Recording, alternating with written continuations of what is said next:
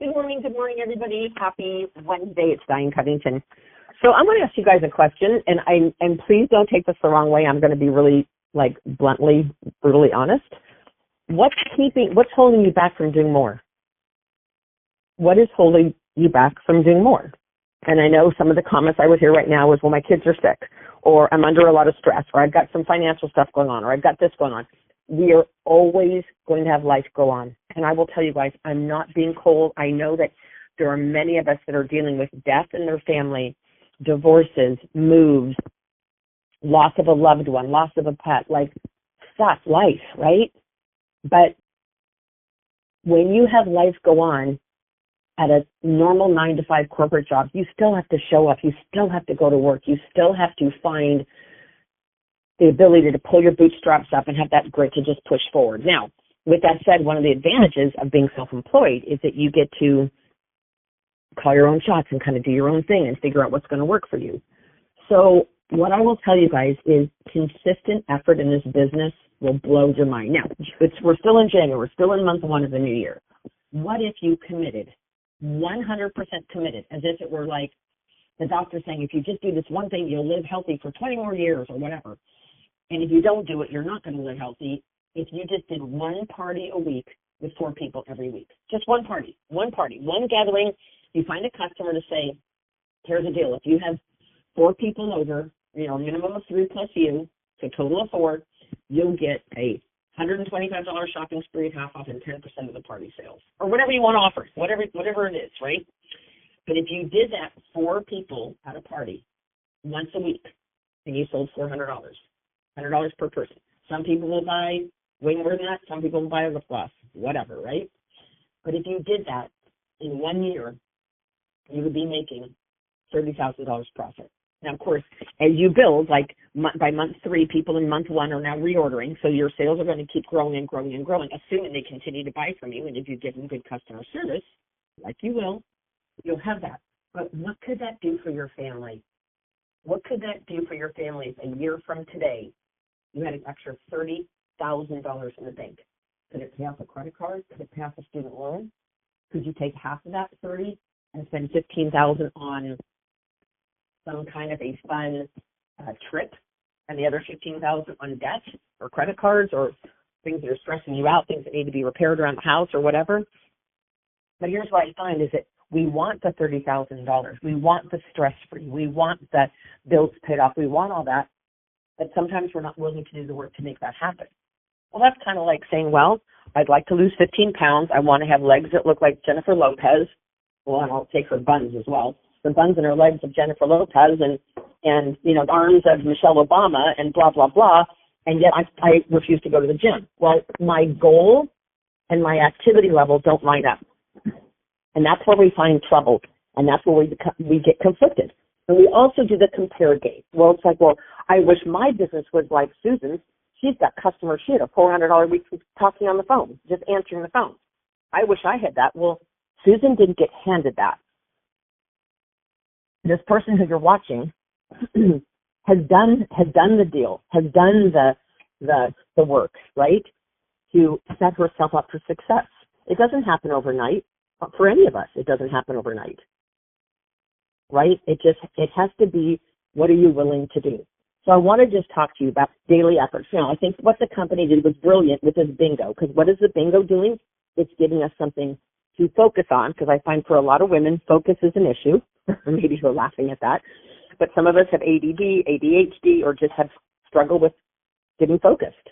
So we spend all this time staring out the window, or you make 2 phone calls and then you unload the dishwasher. Then you make 1 more phone call and you fold the laundry. You make 2 more phone calls.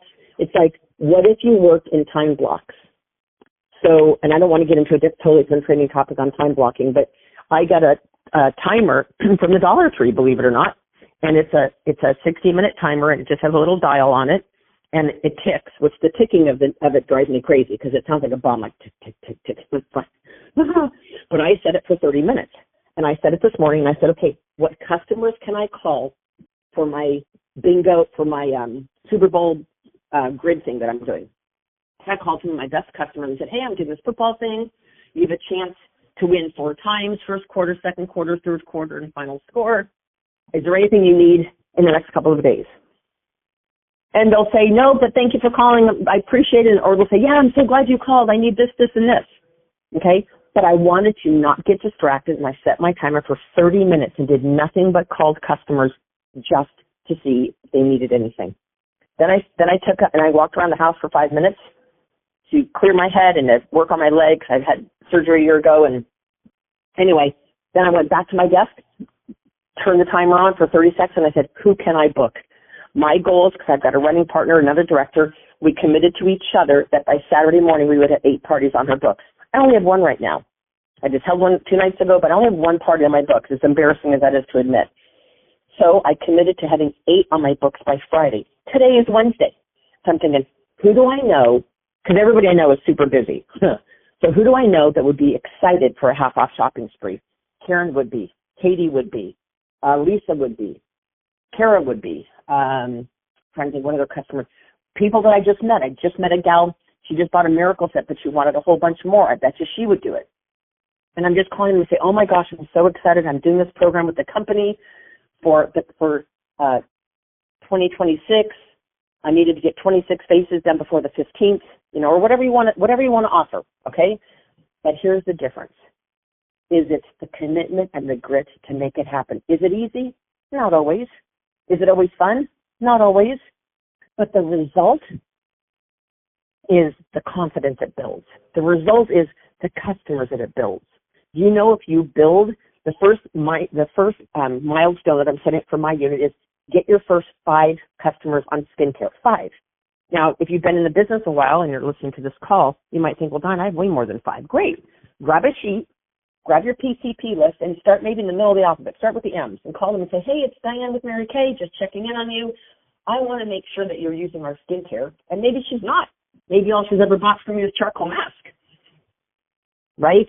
Then you might say to her, hey, I'd love to get you on skincare. So converting the ones that are not on skincare to skincare, the ones that maybe if she bought a repair a year ago and is only rebuying eye cream, she's not on skincare anymore if she bought it a year ago.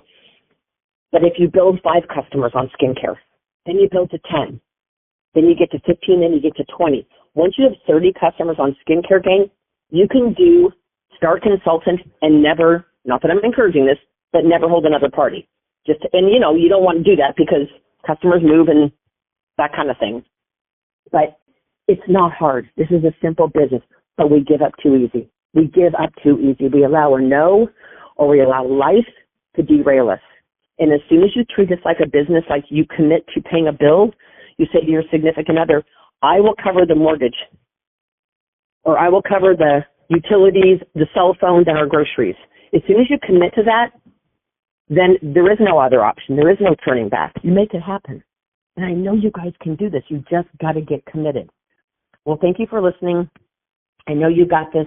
Make the end of your January amazing because you can. Okay? Have a blessed day.